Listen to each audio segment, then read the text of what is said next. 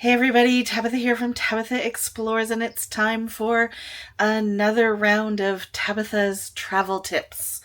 So if you follow my channel, you already know that I went through a bit of a storm in Alberta. And so I wanted to share with you kind of what I did to make myself safe and prepare for the storm, as well as if you have tips to make me safer, then please give them. I hope that I am never in that situation again, never go through that. But you never know what could be coming when you are out traveling, especially on your own. So I want to be better prepared for next time. I feel like I already will be after having gone through that storm. But I wanted to give you some tips. So, tip number one, know where you're going. Okay, so weather wise, where are you going? What is the weather going to be doing? What might you anticipate? Maybe not expect, but you want to be prepared. So you want to do a bit of research before you even book your trip or while you're booking your trip on what the weather is going to be like in the place that you're going. So when I booked this place, in central Alberta, I knew that you could get some thunderstorms through here. I don't think I quite understood that you could potentially get tornadoes through here.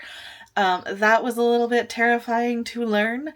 But at the same time, that's where I probably could have done better in doing some of that kind of research. But just kind of study where you're going, the time of year that you're going, know what kind of weather might or might not be there.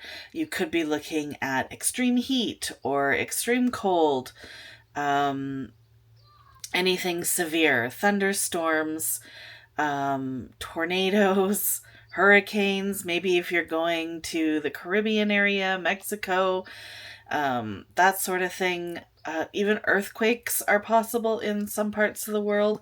Just kind of have an awareness of what could be happening while you're there so that you're not taken off guard when you get there. So, tip number two, keep in touch with your weather apps. Now, I have my weather app open multiple times of a day.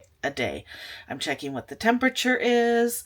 I'm checking sunrise and sunset. I'm, checking all the things. And I actually, when this storm happened, I actually had a friend send me a storm warning. When I went to my weather app, it wasn't on there yet, but it did appear a little bit later. So I was kind of able to anticipate that a storm was coming. So I made sure that I wasn't doing something that could be directly affect me from the storm. I'm not going to go out for a hike in the middle of the weather. So when I was checking my weather app, I was checking it constantly all day, seeing where the clouds were looking like they were coming. It looked like this storm was going to go just to the north of us at this RV park that I'm staying at. But I made sure, and it was going to happen, sometime late afternoon, early evening is what it kept telling me. So I made a plan to be back at my RV before that time so that I knew I would be in a safe environment, I would be protected if something happened. I also, of course, was kind of hoping that I might be able to watch the storm roll past me just north of me.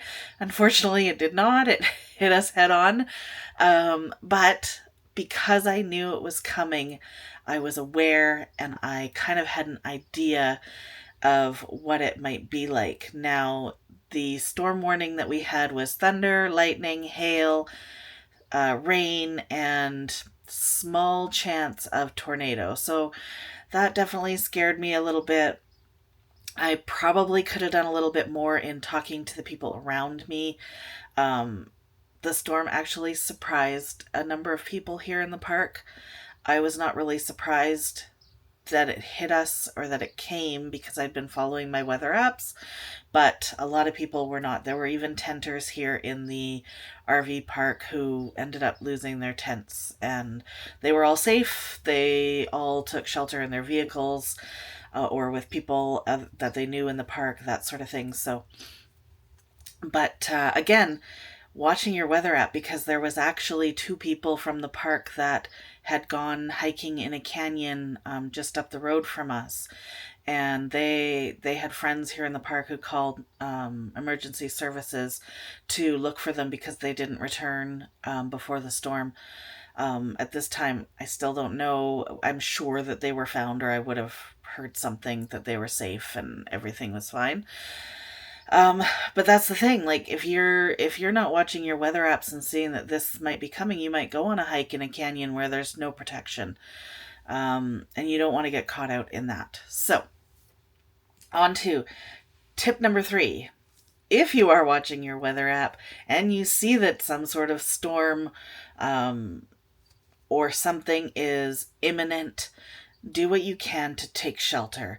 If you're out driving on a highway, get off the highway, pull into the nearest town, pull into a store parking lot where you might be able to go into the store if something gets dangerous. For me, being home at my RV, I kind of went around the RV to make sure things were secure. Probably didn't do quite enough because I really didn't know how severe it was going to be. I really just kind of secured my chairs and my table, put them kind of close to the RV and folded them up. It wasn't until we were right in the middle of the storm that I realized my Starlink was outside, and I was hoping that I wouldn't lose my internet. I kept turning on the TV and making sure that I still had a connection, and I never lost a connection. So that was quite amazing because I should have at least lost the connection. But just make sure that you're doing something to keep yourself and your loved ones safe. If an imminent weather event is going to happen in the place you're going to be. Do not plan a hike for that day. Just make those plans so that you can bring home the story of a storm without any of the injuries, dangers, etc. of that storm. Tip number 4. Do not go outside in a storm. So, like I said, I was in the middle of the storm and I thought about my Starlink being outside, but I did not chance going out in that storm to kind of save my equipment. If there is somebody out there that needs help and you feel like you can, then go out and help them. But the size of hail we had was almost golf ball size. If I had gone out and been hit by that, I could have been knocked out if it hit me in the right way. The golf ball size hails left dents in the tonneau cover in my truck. I found that there's a couple of breaks in a couple of pieces broke off of my fan covers on top of the RV. So these things can do damage. Lightning strikes hitting could cause damage. Even the torrential rain, you could fall and slip in the mud, and there could be so many different things. So please, please, please stay safe in a storm. Do not go out in it. If you want to capture it on camera like I did, try to do it from the safety of inside, and do not go out in it. So I hate that has to be a tip, but there are people out there that will do these things. I was sent a video of this storm, of someone actually filming our RV park getting hit by the storm, and you could hear a child in the background, and I'm sure the child was inside the person's vehicle, but the fact that this person drove out to where the storm was in order to capture it with their child in the vehicle with a possible tornado warning going on, that just, concerns me a lot. So please don't do this sort of thing. Don't put yourself and your loved ones at risk by going out into a storm, especially that bad, unless you really know what you're doing. But again, don't bring your family, don't bring your kids, all right?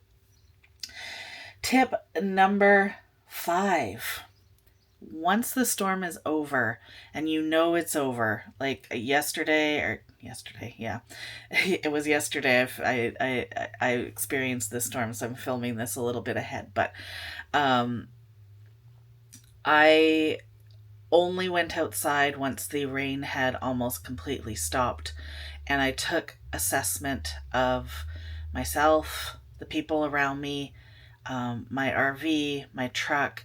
I assessed the damage. Like I said, there was some dents in my tonneau cover on the truck. Not worried about that. These kind of things happen. One of my fan covers on top of the RV had a couple of cracked off pieces. Um, and I think my air conditioning unit even has a piece that just kind of cracked off, but it doesn't look bad. I'll probably have somebody just go up there because I don't want to go up on my roof just to take a look to make sure that things are okay, with my solar panels and things like that. But so far, like, I don't seem to have had damage. There was a an RV in the park that had one of the tents actually hit the roof of his RV and broke and took off his AC cover. Another guy had one of the tents hit a window and break his window in his RV, so you can see how dangerous it could have been for anybody being outside. So, but afterwards, definitely like take stock of yourself, of your things, your vehicles, RVs, whatever might have been out in a storm, and talk to the people around you that went through it with you, because a big thing with such an event is your own mental health. So you need to make sure that you're okay. Sorry, that sun is getting brighter and brighter. But yeah, just make sure that you're okay. Make sure the people around you are okay. Um, there's a lot of um, there's a lot of people that may have gone through that same situation with you, and going out, like after the storm happened, I went out, I went for a walk around the park, talked to other people it happened to, and you feel like you're kind of a part of a community once you go through something like that. So it can help. But at the same time, if you are experiencing, stress over the situation, talk about it. Talk about it with your loved ones. Talk about it with your therapist if you have to, but don't let it fester inside you, because it can absolutely affect you mentally. I definitely today, again, this is the day after the storm, really took it easy today. I kind of shortened my workday a little bit because I was able to. I took a nap. I relaxed, I chilled, I watched some TV, and I let myself really come down from experiencing that storm. And I think now, going on tonight and tomorrow, that I'll have handled it as well as I could, and going forward, I should be able to handle something like this again. Not that I ever want to go through it again. It was a really short storm. It was 20 minutes. It was very intense. I actually looked at the weather, the wind speeds in the closest weather station to us, and it said the sustained winds were 15 to 20 kilometers an hour and gusts of 73 kilometers an hour. And we're probably about 20 minutes from that weather station, and I think we had it a lot harder than that. I think our sustained winds were up around 70 kilometers an hour, and gusts were like over 80. So it was a pretty severe wind, lots of hail, lots of rain, some thunder and lightning around, but not a huge amount, but low clouds, ugly clouds. And yeah, it was a little bit terrifying. But, if my tips and what I did and what I feel like I could have done better helps you with a situation that you might end up in, it ends up being a good story to tell rather than a terrifying event that happened and kind of overwhelms you. So, there's my tips for severe weather while you're traveling. So, there we go.